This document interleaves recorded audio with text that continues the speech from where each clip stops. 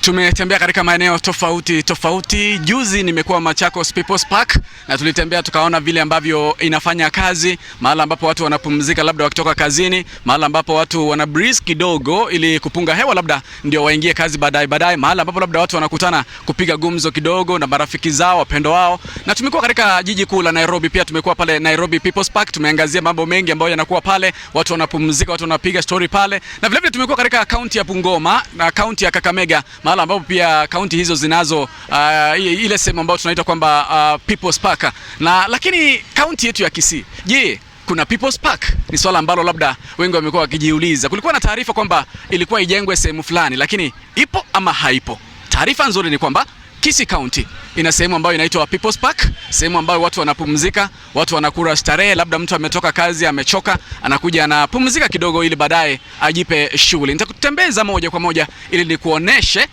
Kisii County Peoples Park. Ni sehemu nzuri ya kupumzika, labda kama umetoka kazi. Ni sehemu ambayo imetengezwa vizuri, ni nadhifu, mandhari ni mazuri, mazingira yako sawa. Hivyo msikilizaji na mtazamaji, wale ambao wamekuwa wakijiuliza, je, Kisii iko na Peoples Park? Ipo, kwa sababu tumekuwa katika maeneo tofauti tofauti: Nairobi, Mombasa, Kakamega, Machakos na maeneo mengine. Lakini pia Kisii ni miongoni mwa kaunti ambazo zina sehemu ambayo imetengwa kwa wale ambao ni wenyeji kufika, kubarizi kidogo, kupunga hewa kidogo, kupiga gumzo na marafiki na vile vile na wapendwa. Inajulikana kama Kisii Peoples Park. Karibu.